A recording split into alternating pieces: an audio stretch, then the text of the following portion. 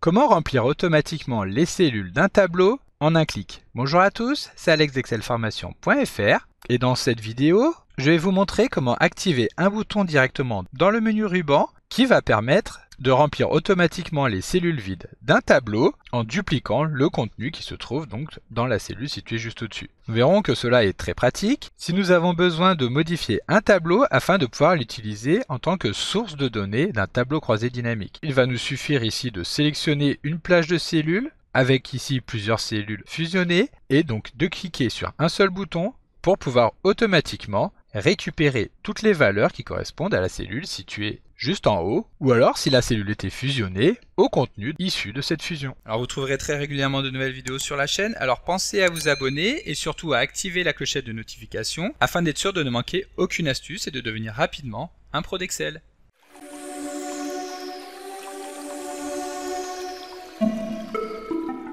Comme d'habitude, si vous voulez être sûr de bien comprendre tout ce que nous allons voir dans le cadre de cette vidéo, vous pouvez télécharger le support de ce tutoriel ainsi que son corrigé en suivant le lien disponible dans la description de la vidéo, ce qui vous permettra de réaliser les opérations en même temps que moi pour bien comprendre tout ce que nous allons voir dans cette vidéo. Alors comme je vous l'expliquais dans l'introduction, cette vidéo est donc la suite d'une vidéo sortie il y a quelques semaines dans laquelle nous avions vu comment faire en sorte de compléter automatiquement les cellules d'un tableau pour pouvoir l'utiliser facilement en tant que source d'un tableau croisé dynamique. L'idée de cette vidéo était donc de prendre une cellule, qu'elle soit fusionnée ou non. Si c'est le cas, alors nous désactivons la fusion et nous répétons le contenu de la cellule située tout en haut sur toutes les cellules situées juste en bas afin de compléter donc toutes les cellules de la colonne. Et donc maintenant, nous allons voir comment effectuer cette même opération, mais de manière totalement automatique, en un seul clic. Le fait de pouvoir automatiser ainsi des opérations va donc présenter un certain nombre d'avantages, parmi lesquels nous pouvons citer tout d'abord que cela va nous permettre de gagner bien entendu un temps considérable en effectuant donc toutes ces opérations en un seul clic plutôt que de devoir les effectuer manuellement.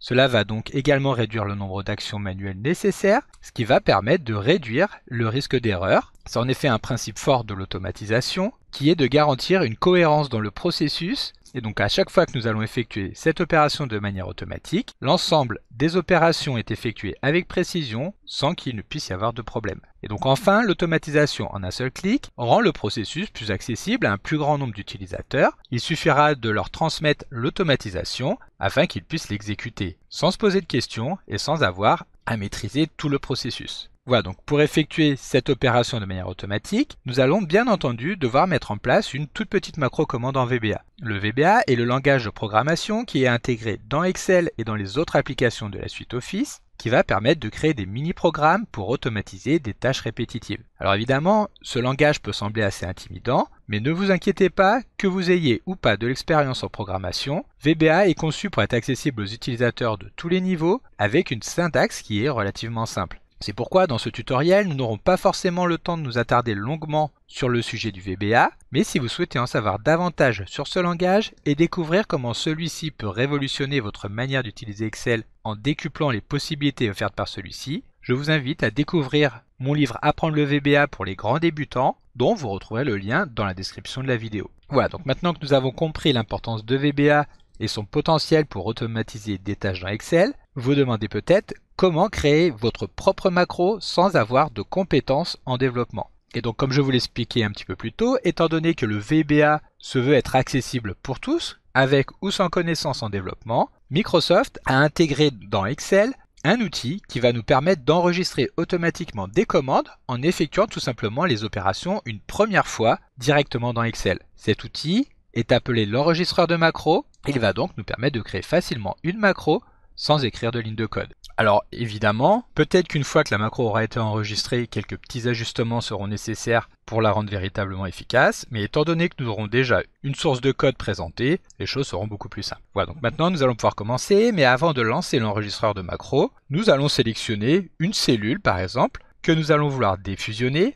et sur laquelle nous allons vouloir répéter donc le contenu de la cellule située tout en haut. Le fait de sélectionner au préalable les cellules à retraiter avant d'enregistrer la macro va donc nous permettre de pouvoir traiter les cellules que l'utilisateur aura préalablement sélectionnées, car dans le cas contraire, c'est-à-dire que si nous choisissions de sélectionner les cellules une fois que l'enregistreur de macro a été mis en route, alors le traitement s'exécuterait toujours sur ces mêmes cellules, lesquelles seraient sélectionnées automatiquement. Voilà, donc maintenant que nous avons sélectionné ici une grande cellule issue de la fusion de la plage A7 jusqu'à A14, nous allons pouvoir lancer l'enregistreur de macro. Pour cela, il existe plusieurs possibilités. La plus simple est tout simplement de cliquer sur le petit bouton que nous avons en bas à gauche, qui va donc nous ouvrir une fenêtre qui va permettre de paramétrer l'enregistrement de la macro. Ici, nous allons l'enregistrer, complétion, auto, mais libre à vous de donner le nom qui vous convient le mieux à cette macro, en sachant que plus le nom est parlant et plus vous aurez de facilité pour la retrouver. Si nous le souhaitons, nous pouvons également donner un raccourci clavier qui permettra de lancer cette macro. Par exemple ici, nous allons utiliser le raccourci clavier CTRL et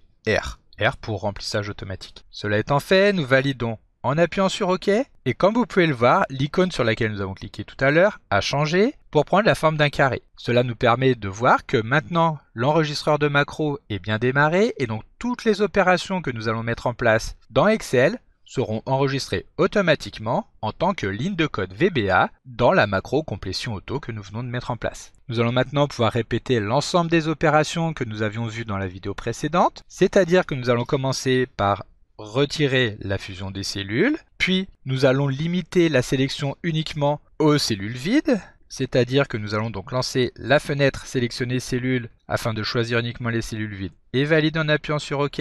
Ensuite, nous allons récupérer la valeur de la cellule qui est située au-dessus de la valeur active et valider la formule donc sur toutes les cellules sélectionnées. Pour finir, il ne nous restera plus qu'à resélectionner toutes les cellules A7 jusqu'à A14, les copier et effectuer un collage de type valeur. Voilà, donc maintenant la macro est terminée, nous allons pouvoir arrêter l'enregistrement en appuyant sur le carré situé en bas à gauche. Alors bien entendu, étant donné que le but de cette vidéo n'est pas de répéter tout ce que nous avons vu dans la vidéo précédente, ici nous avons été assez rapidement sur ces opérations, mais si vous voulez les retrouver dans le détail, bien entendu, je vous invite à aller consulter la vidéo précédente. Voilà, donc maintenant comme je vous le disais tout à l'heure, bien que l'enregistreur de macro soit un outil puissant pour automatiser des tâches simples, il est important de noter qu'il va générer un code sur lequel nous pourrons donc venir optimiser le processus. En effet, si nous sélectionnons ici la cellule sélectionnée qui correspond au mois de février, que nous utilisons le raccourci clavier CTRL R, nous allons pouvoir constater que en apparence ce code a bien fonctionné, étant donné que le mois de février a bien été répété sur une cellule qui n'est plus fusionnée. En revanche, nous pouvons voir ici que c'est les cellules qui correspondent au mois de janvier qui ont été sélectionnées et qui ont également été copiées. C'est-à-dire que si nous cliquons sur l'un des mois de février, donc qui n'est pas la première cellule située tout en haut, nous allons pouvoir constater que dans la barre des formules, nous retrouvons la formule qui permet de récupérer la valeur de la cellule située juste au-dessus. Donc pour corriger cette macro, nous allons devoir lancer l'éditeur de code VBE dans lequel Excel a enregistré la macro. Pour le lancer, nous allons appuyer tout simplement sur Alt F11 afin de retrouver la macro telle que nous l'avions tout à l'heure. Ici, nous allons pouvoir la consulter afin de voir que celle-ci est constituée de quelques lignes. Tout d'abord, nous allons pouvoir constater que la première ligne consiste à retirer les fusions éventuelles sur les cellules sélectionnées. Donc ça, très bien, nous pouvons le conserver. Ensuite, nous pouvons voir que VBA va prendre les cellules sélectionnées, les réduire uniquement aux cellules vides afin de mettre en place une nouvelle sélection. Ici, cette ligne permet donc de vider le cache lorsque des cellules ont été copiées. Ici, nous pouvons tout simplement supprimer cette ligne pour nous rendre compte que la ligne suivante va consister à récupérer donc sur la nouvelle sélection qui n'est constituée que des cellules vides contenues à l'intérieur de la sélection mise en place au préalable par l'utilisateur afin d'y insérer la formule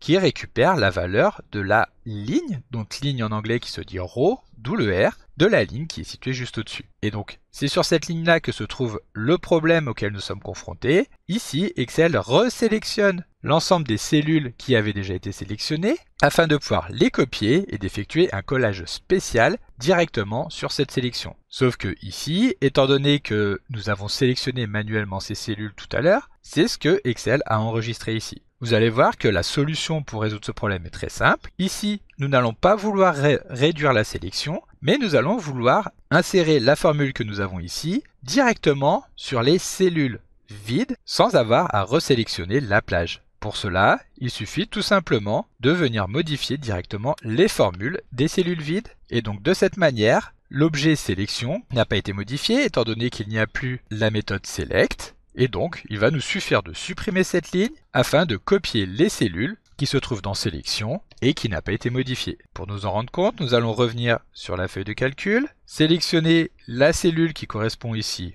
au mois de mars et appuyer sur CTRL R. Ici, nous pouvons voir que la macro a bien fonctionné, étant donné que la fusion a été désactivée. Et cette fois-ci, dans chacune des cellules du mois de mars, c'est bien la valeur de la cellule qui était située tout en haut qui a été récupérée et non pas une formule. Pour tester si véritablement la macro fonctionne, nous allons cette fois-ci sélectionner les 10 mois de l'année restants et appuyer sur CTRL R pour constater que effectivement, nous retrouvons bien la valeur de chacun des mois dans les cellules qui correspondent. Et si nous sélectionnons ici par exemple la cellule dans laquelle est saisi le mois de décembre, c'est bien celui-ci qui est récupéré. Alors maintenant, imaginons que nous voulions aller plus loin et pouvoir lancer véritablement cette macro en un seul clic depuis n'importe quel fichier Excel. Il va alors nous suffire de créer un bouton dans le menu ruban qui lancera tout simplement cette macro. Pour cela, nous effectuons un clic droit à n'importe quel endroit du ruban, nous choisissons personnaliser le ruban et ensuite pour pouvoir intégrer un bouton qui va permettre de lancer une macro, nous allons devoir tout d'abord sélectionner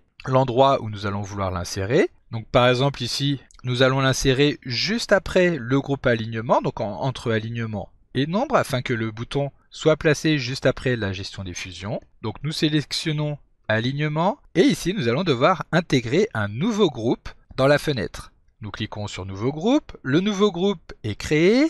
Si nous le souhaitons, nous pouvons effectuer un clic droit afin de choisir de le renommer. Ici, le groupe, nous allons l'appeler complétion. Ensuite, nous validons en appuyant sur OK et il va nous rester à intégrer notre macro directement en tant qu'icône de ce groupe. Pour cela, nous déroulons le menu roulant qui se trouve ici en haut à gauche, nous cliquons sur macro et il va nous rester à choisir dans la liste que nous avons ici la macro qui porte le nom de complétion automatique. Nous la sélectionnons et nous cliquons sur ajouter pour que celle-ci s'intègre directement dans le menu. Si nous le souhaitons, nous pouvons la sélectionner et cliquer sur renommer afin non pas de la renommer, ça vous pouvez le faire si vous le voulez, mais également de choisir une icône qui va représenter la fonctionnalité. Alors ici, comme vous pouvez le constater, nous sommes limités à un jeu d'icônes qui est relativement restreint, mais nous allons sélectionner par exemple celle-ci. Ensuite, nous validons en appuyant sur OK et nous validons une deuxième fois pour constater que Excel a bien créé le nouveau groupe avec l'icône qui va correspondre. De cette manière, nous allons pouvoir nous placer sur un autre classeur sur lequel donc ici nous allons retrouver exactement le même tableau avec les mêmes colonnes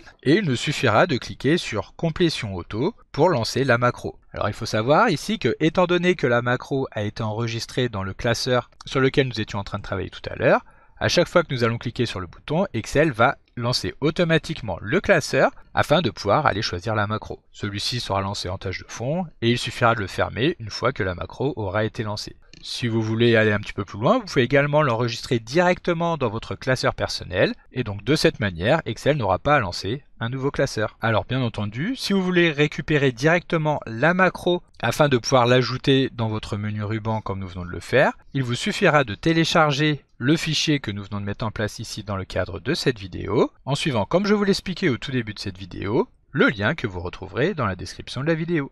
Donc comme d'habitude, vous pouvez télécharger le support de secours en suivant le lien que vous trouverez dans la description de la vidéo. Si la vidéo vous a plu, n'oubliez pas de la liker et de la partager à vos collègues et amis sur l'ensemble de vos réseaux sociaux. Et vous pouvez également me laisser vos impressions dans l'espace des commentaires, je lirai chacun d'entre eux et y répondrai avec plaisir. Évidemment, si ce n'est pas encore fait, abonnez-vous à la chaîne pour ne manquer aucune astuce. C'est également très important pour m'aider à gagner en visibilité afin de pouvoir développer la chaîne et continuer de vous proposer des tas de nouvelles vidéos. Merci d'avoir suivi cette vidéo et à très bientôt pour un prochain tuto.